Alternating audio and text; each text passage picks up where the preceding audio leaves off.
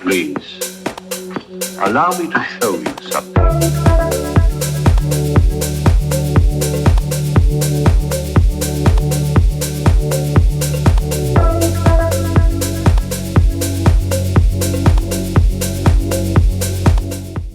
Welcome to the New Tricks Tournament Series. We have filmed our 8 expert players playing 4 boards with each of the other 7 to produce an individual winner. Scoring is as for duplicate bridge. Each hand is a separate entity with bonuses for part scores, games and slams. Unlike rubber bridge where part scores add up, each hand is entirely separate. The particular scoring format we are using is board a match, sometimes called point a board. If the north-south or east-west pair at one table outscore the corresponding pair at the other table, no matter by how small or how large a margin, they win the board and score 2 points, while the losing pair scores 0. If the scores are the same, each pair scores 1 point, and the player with the highest total at the end of the series is the winner. Our players are all playing the same system, essentially 5-card majors and a strong no trump, with 2/1 bids being game forcing. More details of the system can be found on the website.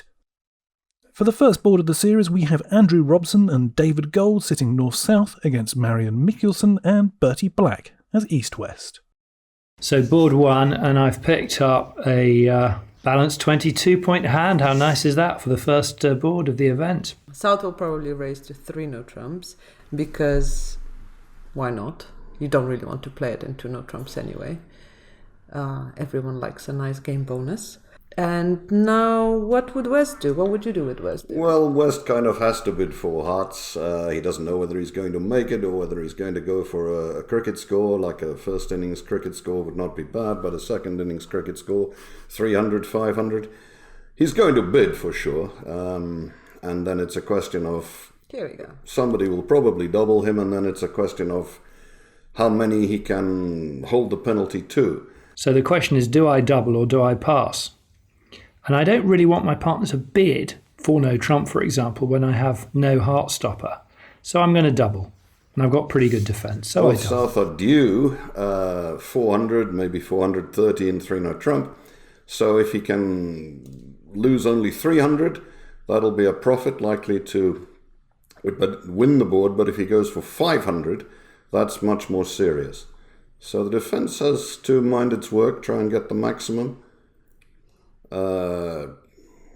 Probably lead the King of Spades, and then have a look around and decide what to do. Robson is good at having a look around and deciding what to do. It sometimes takes him a little while. So a standard agreement that all these players play is leading the king from ace-king would ask for count on the hand. So partner would tell you how many cards they have in the suit, which is very helpful for defense, especially with a very, very long spade suit in dummy. So the lead of King of Spades, David Gold plays the 9, showing 2 cards. Now Robson can see that dummy's got a couple of doubletons in clubs and diamonds. Maybe he should play a heart to stop Declara sneaking a ruff. If he does play a heart, that'll actually be helpful for Declara. Sooner or later, Declara's problem will be to try and lose only 1 heart trick. I'm not sure he can do it if the defense stay off the suit, but it's tempting for Andrew to play a trump now. It's not going to be good, but it's a normal thing to do. So the defense has to not help Declara with the heart suit. Sure, yeah. They don't know much about Declara's hand. They'll know that he probably has a big 2-suited hand rather than like 8 or 9 hearts or something like that. So the danger that he can trump something or other in the dummy is real. He's probably going to play a low one, not the queen. There we go. Now, South won't play the king. That would be ridiculous. He can see Declara can't get to the dummy very much, and if Declara had ace, queen, jack to a lot of hearts, and he puts up his king, that will just help Declara draw trumps. So, understandably, he's ducked, and Declara, rather to his surprise, can win this trick with, what, the 7? Okay. Now he can just draw trumps, and he's going to lose 2 diamonds to the ace and queen, and a heart, and the black aces. And that's 5 tricks for the defenders. But that's only 300. Remember, they were going to make 3 no trump, especially since they were going to get a spade lead, not a heart lead, and so score 400 if they had been allowed to play the hand. So This could be very important in the context of who wins or who loses this board. Minus 300 is good for East-West, minus 500 would not be so good. An interesting first board. Oh, absolutely. Would anyone ever consider bidding with East Hand? The East Hand? It's the worst shape in the world for a 7-card suit, but you never know. Someone might venture in with a bid. As my old Swedish friend Gunnar Hallberg says, you can bid what you like. We live in a democracy. I'm just going to have to play the ace of hearts and hope now, I think. If I can pick up the king or queen, I'm going to lose 1 heart, 1 spade, 1 club, and 2 diamonds, and that's 300, which is a good result, hopefully. Okay, ace of hearts, what can he do? Queen, okay, queen. Now he can see that he can just lose 1 heart more to the king, and dummy's 10-9 of diamonds are good cards. They allow him to set up the diamond suit and just lose 2 tricks there.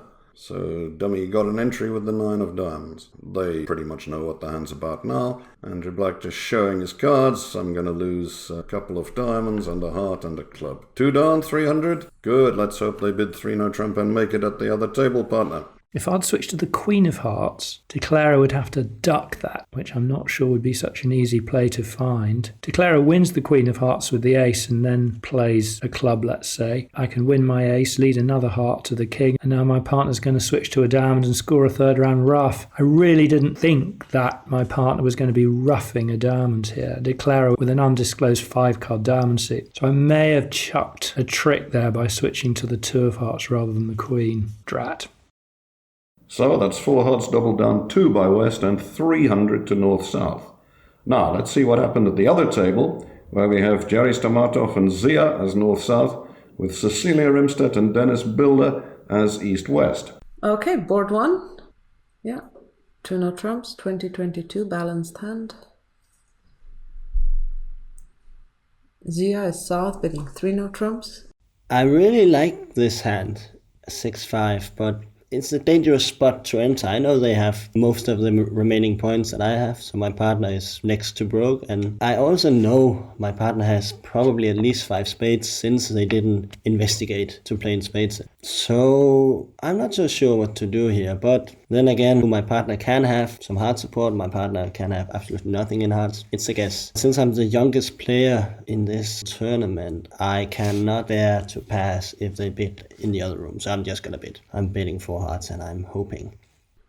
Now Zia can't realistically bid 5 clubs or 4 no trump, so he's going to have to double after a little bit of consideration. Dennis, who's a very good friend of mine and a really tough bridge player, if he had an easy bid, he wouldn't be thinking for so long. He finally emerges with 4 hearts, but I know that it's not the most comfortable bid of his life.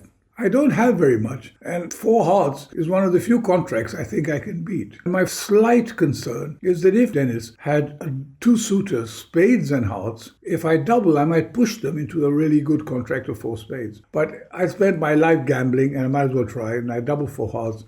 So the contract going to be the same as it was at the other table, but the defense started with a high spade and then shift to a low trump. And that helped Declara to pick up the heart suit for 1 loser and get out for 300. The trump shift was kind of normal, but a low one had a bad effect on the defense. We'll see if Jerry Stamatov, who's north, finds the same play, in which case the result will be the same. The board will be flat 1 point each in the scoring that we're using. The question is whether to switch to Queen of Hearts or a small heart.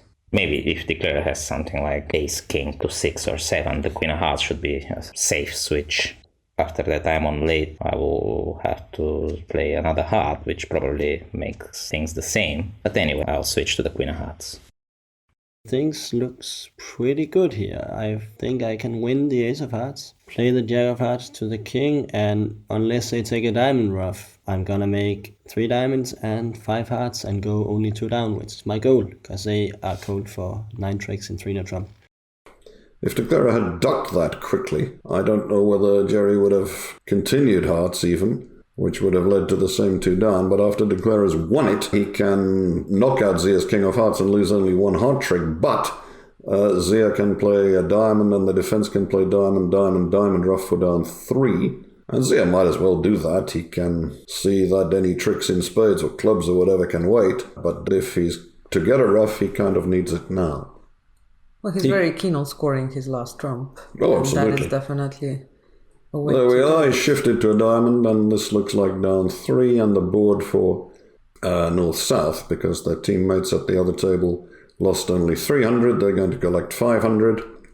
The magnitude, the 200 points in itself doesn't matter much. All you've got to do is outscore the opponents. Yeah, so as it happens, that was not successful, since they took that diamond rough and I lost. 3-no trump would have been okay, but 500 Not is so much. better. So you're shaking hands with Dennis. Yeah, well done, Dennis. Good start. Minus 500. Were we even making 3-no trump? So 4 hearts doubled minus 3 by west and a score of plus 500 to north-south compared with plus 300 at the other table. That gives 2 points each to Jerry and Zia as the higher scoring north-south pair, and the same to their teammates Marion and Bertie as the higher scoring east-west. And now on to the second board where the pairs and positions remain the same. So East opens 1-no trump, showing 15 to 17 points and a balanced hand. West will probably just bid 3-no trumps. It's only 8 points, but it's a very nice hand in a very nice club suit. Well, I've got 6 clubs. There has to be a good chance, and I could show partner my clubs here, but I'm going to help them on the lead if I do that. So I think I'm just going to keep my cards close to my chest, and I'm just going to bid 3-no trumps now. 1-no trump, 3-no trumps, and I have to decide, do I lead a heart or a diamond? My diamonds are stronger, so there's a case for that. But there's a little clue. Dummy has not bid Stamen, and this increases the likelihood that we have length in a major. It's not guaranteed, but it's something to go on. But normally, when it's close, you lead a major. So I lead the 10 of hearts, top of a sequence. Part of those I've got the 9 then, and not the jack. May have a high runner. I have 3 heart tricks and 1 spade. I either have to make 5 club tricks or 1 club and 4 diamonds. And I can see the opponents have to switch to a spade, but they might not know the heart position. Especially they might not know who has the queen of hearts. It's a pretty dangerous lead from De Clara's point of view. There's clubs, she doesn't have the ace, she doesn't have the jack. She's going to need to establish them somehow. And the king of hearts will be needed as an entry. So this heart lead is pretty threatening for De Clara. Is the heart lead necessary to beat the contract? You could lead the queen of spades, that would do, but then you would be accused of having looked at partner's hand.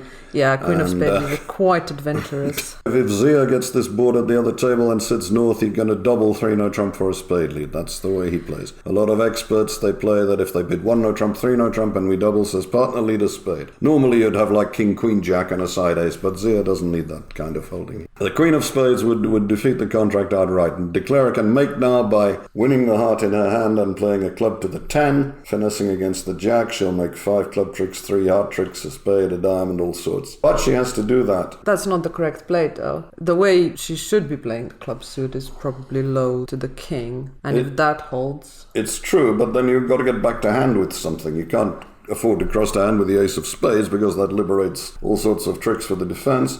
You can play a diamond, but if they grab that and knock out dummy's king of hearts, what are you going to do with the clubs? You might as well throw them in the bin. So this is a very, very awkward hand. Heart to the ace, club to the 10 is probably on the layout your best shot, but if she plays a club to the king, it will hold the trick.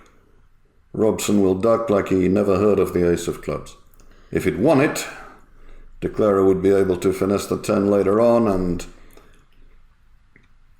be okay. Now, though, she has to get back to her hand. She'll play a diamond, which might get taken or ducked. Ooh, if we'd taken that and played a heart, the club suit was dead and so was the contract. By ducking, which again is the normal play. Experts don't take their aces on the first round of suits. But this time maybe he should have. If De Clara plays a club to the 10 now, he's going to regret it. Big think from De Clara. Technically, the queen is probably the right play by a little margin, but Gold's feeling a bit nervous. Maybe I should have taken that ace of diamonds. Sorry, partner. A lot of tricks in the offing here. If she goes up with the queen, she's going to make very few tricks. If she finesses the 10, she'll make a lot more than she should have done. Big decision. Queen, okay, this is going to go down lots, and big sigh of relief from David Gold. Maybe I shouldn't have ducked that ace of diamonds. Well, eventually, in the fullness of time, Robson's probably going to play a heart back. He may be thinking of shifting to a spade, but you can see there's no rush. Whatever he does, the contract is going down a few. However, because of the boredom at scoring, it makes a big difference whether it goes down 2 or 3. So this will be very interesting when we compare it to the other table. Sure, the contract's likely to be the same. The bidding Yeah, for sure. is going to be 1 no trump, 3 no trump, and I bet the opening lead will be the 10 of hearts. Nobody's going to lead a 4th highest diamond, or the Queen of Spades. Unless, of course, Zia can win a bet for me. I bet you if he's north and they play 3 no trump and he doubles for a spade lead. Okay, so what is Robson thinking about? It's hard to tell. He could Sometimes. just play a heart and knock the entry out. Okay. Here we go. Declara's going to play a diamond. She has to make use of those. The clubs are dead. There's no point establishing those. She was looking forward to another horrible decision in diamonds, whether to play the king or finesse the 10, but at least Robson's shown out. So now she knows her fate, and her fate is pretty grim. Declara has 3 tricks in hearts, 1 in diamonds, 1 in clubs, 1 in spades. That's 6. Down 3 in a contract that, with a little better guessing, she had a chance. But what she did was completely normal. Cash the jack of clubs, okay, just to let Declara know that she guessed wrong. Robson could have had ace-jack and another all the time, and Declara was thinking, oh, maybe I couldn't get the clubs right, so it's good to torture the opponents by showing them the jack of clubs. Yes, he could have got them right. Counting, he can see Declara got king, queen of diamonds, ace, queen of hearts is 11 points, with something like ace, jack of spades. That would be 16, so it's not completely safe for him to play a spade. But he did anyway, okay. Robson would have been pitching cards saying, please play a spade. And Declara is going to knock out the diamond, but the defenders have pretty much the rest at this point. Okay, he's taking a lot of tricks now.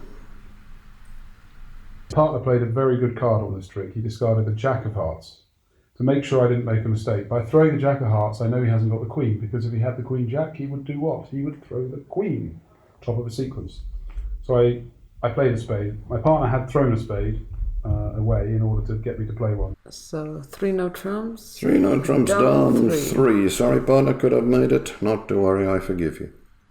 So that's 3 no trump minus 3 by East, bit undistinguished, and a score of 150 to North-South. Let's see if Cecilia and Dennis can do any better with the East-West hands. Tough to do worse. So 1 no trump, 15-17 balanced. Zia pass. My partner's opened 1 no trump. I have 7 clubs, 1 spade, 2 hearts, 3 diamonds. I want to show my partner that I have this shape. I want to game force, show a lot of clubs and a shortness in spades. So I will bid 2 spades showing clubs, and over my partner's 3 clubs I will bid 3 spades showing shortness in spades. 2 spades showing clubs. Now if North passes 2 spades, East can either show or deny a fit. By bidding 2 no trumps, East can deny a club fit, and by bidding 3 clubs, you can show a club fit. However, North has a nice spade suit, so he doubled for the lead. Not sure how my partner will understand my bids here over the double, since we don't have any agreements. I try to make it as simple as possible for partner here. I bid 2 no trump, which should be showing a spade stopper for sure. If partner over that would bid 3 spades, it's definitely a shortness, and we can avoid 3 no trump. These two won't have discussed this bidding in any kind of detail. So she's going with what she would have done without the double. I'm not quite sure what West had in mind, but that 2 no trump bid might reassure him that the spade position is actually okay. In fact, it's far from okay. Whoops, I have one of my spades mixed in with my clubs, and now I gave away the lead, because I should just have bid 1 no trump past 3 no trump. Well, okay, that happens. Which card should I play? We play standard attitude, but in case Zia is a stiff queen of spades, he will have a problem where to switch. So I'll play the smallest high card, which is the 6, and let's see what happens. And the lead of the queen of spades will set up 5 spade tricks for North to go with the minor suit aces. That's 7 tricks for the defense, that's 3 down. The same as at the other table, but at the other table where the lead was the 10 of hearts, there was an awful lot of agonizing in the play. Everything went backwards and forwards. Declara could have made it, she could have gone down, and eventually she guessed the club suit wrong and went 3 down slowly. This is going to go 3 down quickly. The result on the board won't be a swing. So if 2 no trumps denied a club fit, and West bid 3 no trumps anyway, you would think, why wouldn't he just bid 3 no trumps straight away over 1 no trump? That had occurred to me, I must say. I don't. Maybe he was going, in fact, if partner bid 2 no trump to deny a top club, maybe he was going to settle for 3 clubs. But then when partner bid 2 no trump after the double, he thought, oh, well, even if my partner doesn't have a club fit, she must be showing, that the spades are pretty well held, in which case I can try 3 no trump anyway. It's hard to say. As I say, this is an individual event. The players haven't had a lot of discussion about the system, the methods. They're playing not with their regular partners. They all know each other very well, but they won't have talked about this bidding at all. And so West might have inferred something from 2 no trump that East didn't actually have. Happens to all of us, even people who have discussed systems sometimes forget. But here, they weren't on firm ground. But I am a little bit surprised that West even started that way. I guess I'd just have raised 2 no trump to 3 like they did at the other table, but maybe Dennis was trying to get Zia to shake his hand about some other bidding, which I'm sure Zia will be grateful for having been told what to lead. North cashing his winning spades to go with the minor aces, and that is 3 down. Zia will have been signalling for diamonds rather than hearts while all this is going on. And Jerry Stamatov switches to a diamond. Down 3, okay, more good bidding. No chance for Declarer at this table. At the other one, Declarer did have some chances, but the upshot is that there isn't a swing. So that's the same result, plus 150 to north-south at both tables, and therefore all of the players will score 1 point. Let's look at the rankings after 2 boards. Tied on 3 points each, we have Marion, Bertie, Zia and Jerry, and trailing on 1 point each are Andrew, David, Cecilia and Dennis. We're going to finish up this episode with a brief chat between David and Marion. We will have 2 more great hands for you next time, as well as a lively discussion between Zia and Andrew. Please do remember to donate via the link below to help us to fund the making of these videos. Well, it's really been lovely to be here. Not too far for you, I guess. Do you live in London? I do. I live in North London, and indeed it is not too far, and it's lovely to get out of the city and get into some countryside and this beautiful house. So I'm very happy to be here. And for you, it was okay to get here? Yeah, very easy to get here. I live in Stockholm, Sweden. Actually, I am from the Netherlands, but I live in Stockholm. And Why would you? So my life partner, he is Swedish. He's also a bridge player, and I moved to Sweden to live with him and to have our family there. And it's not too far from the Netherlands. It's very nice to live in Stockholm, so it's a good life. You have children? Yeah, we have a son, Oscar. He's 1.5. Not here, so hopefully he's doing well. He's with his father at home. But so 1 more and you've got a bridge team? Well, we'll see about that. Don't mention it to my partner. And you? Do you have a family? No, I'm married. We don't have any children. And my wife is also a bridge player. Is she from England as well? No. I tried English women, but eventually that didn't work for me, so I settled on Slovenia. So my wife is from Slovenia. Okay.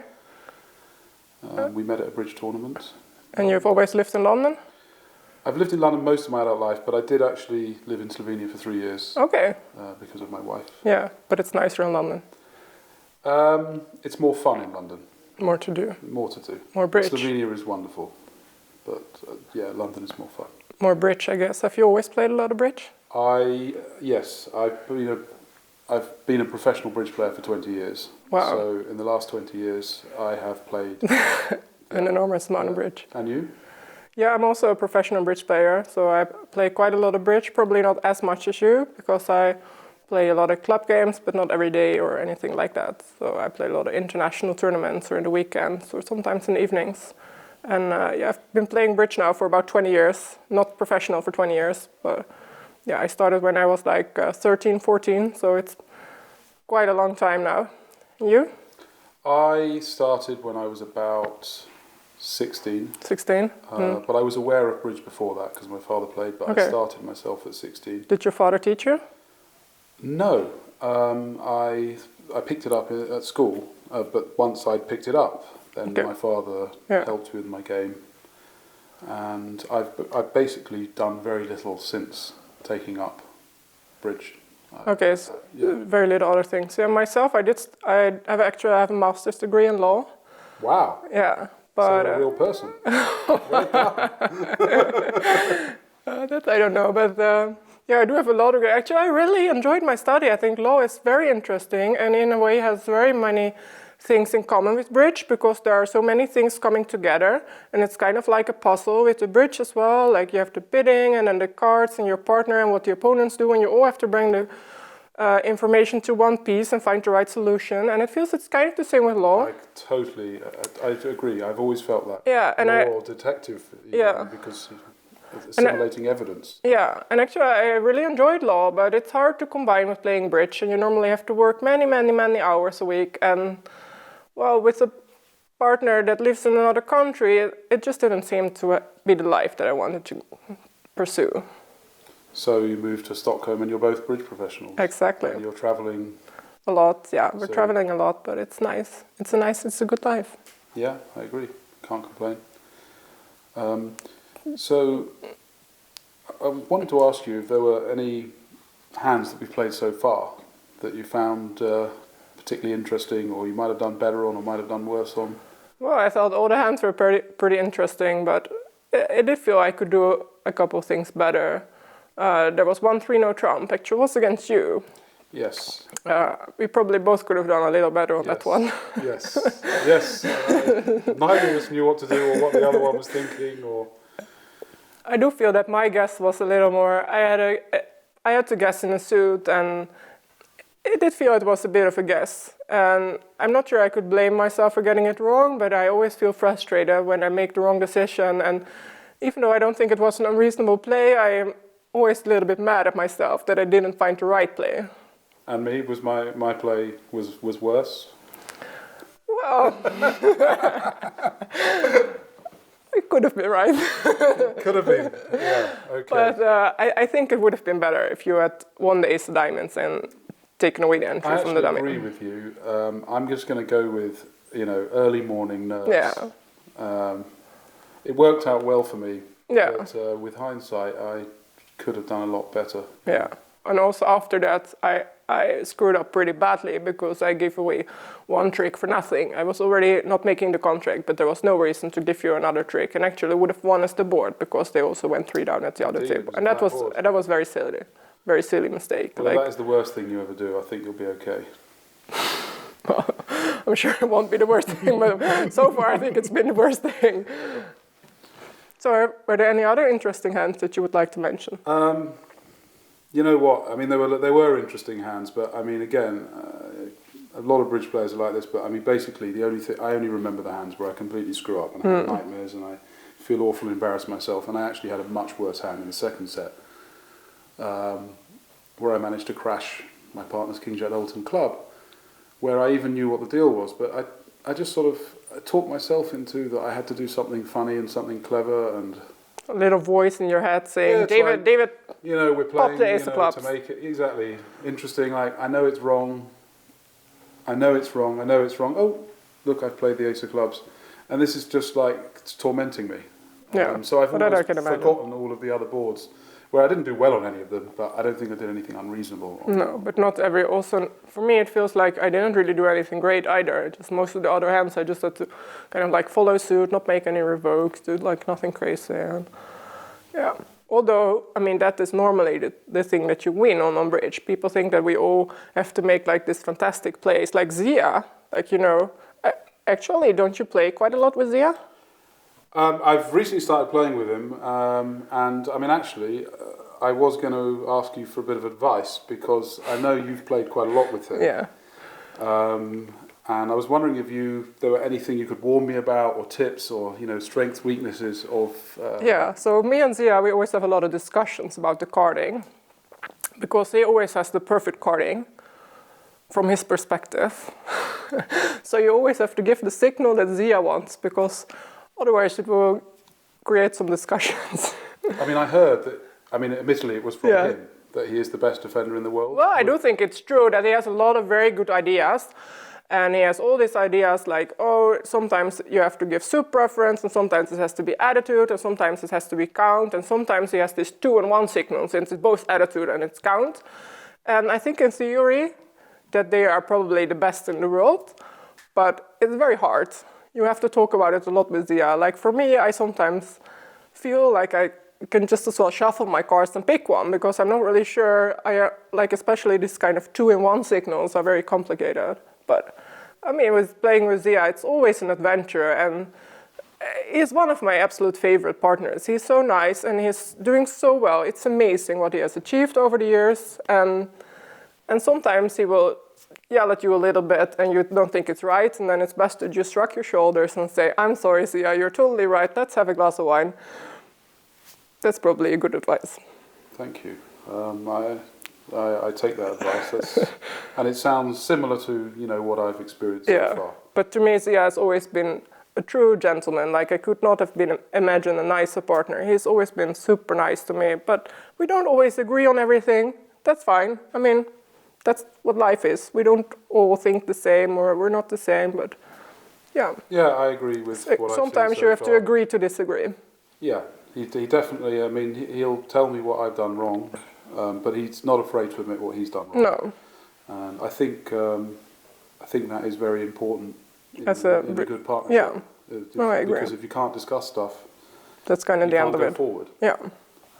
No, I think there has to be a balance in the partnership. Like, both you have to admit your own mistakes, but also be willing to discuss the partner's mistakes. Like, if one of the person always says, "Oh, it was my fault," I mean, it also kind of blocks the discussion. You have to have an open, two-way discussion, I think. And do you have a regular partner at the moment? Yeah, so in Sweden I play with Per-Ola Kallin. So I used to play for the Netherlands women's team, and now I've changed. I'm hopefully playing for the Swedish Open team in the future. So I play with, he's a judge actually, and since in Sweden. So if it doesn't work bridge-wise, maybe he can get you back into law. Well, that's unlikely, I think, but who knows? No, but so he's my regular partner. Actually, what's one thing that's quite interesting for me is that I've always played very natural systems. And with him, I play a very artificial strong club system. I'd never played strong club before in my life. And I was like, okay, you know what? We're just going to try it. Very artificial strong club system. I was like, okay, I just want to try and see how it works. It doesn't work, it doesn't work. We can do something else. It's also when you're starting a new partnership, that's kind of the point where you can try something new. Because if you've played for a long time, it's much harder. But I really love it. I mean, I think it's fantastic. It doesn't maybe suit everybody. I'm not sure it's the best system, but I like it a lot. Interesting, because I've not played strong club, and it's interesting to hear the perspective of someone else who's hadn't played it before and is now. I do think it would be worth to try it, even just to learn from what problems you encounter, and maybe you enjoy it. You don't have to play it all the time. I hope at some point in my bridge career, it goes on for much longer, that I will, eventually play with someone where I can try. Do you have any other partners than Zia that you play with? Actually, lots of partners, because playing professionally the way I do it, I play with all sorts of different people, and I actually do play a little bit with Andrew Robson, who's here, and I've played with Tony Forrester, another famous English player. And the last few years I played with a young player called Mike Bell, but I also play with all sorts of partners. And So what's your favorite? Who's your favorite? Well, it's a tough one to answer, and I don't want to, because I don't want to offend anybody. But what I will say is I'm really loving playing with Zia. It's very exciting, and it's a great adventure for me. I'm not going to single him out as my favorite partner, but it's an absolute joy to play with. Yeah, no, I agree. Also, it's always a very nice atmosphere at the table. He's so nice to all the opponents. It's really a pleasure for everybody. Yeah, I like that, because I don't like it when it's all silent and everybody's stiff and miserable. I like a bit of banter and a bit of human interaction. We're here to have a good time. Yeah. I mean, we want to win, but we still want to have a good time. We all know that, and it's fine, and you can switch off in the key moments. But I like to feel like we're human and we can be friends, and also that we can play bridge, and whatever happens, we can go to the bar afterwards. And there's a new day tomorrow, Absolutely. Yeah. And Zia is definitely a master at that. Yeah, I agree. Please, allow me to show you something.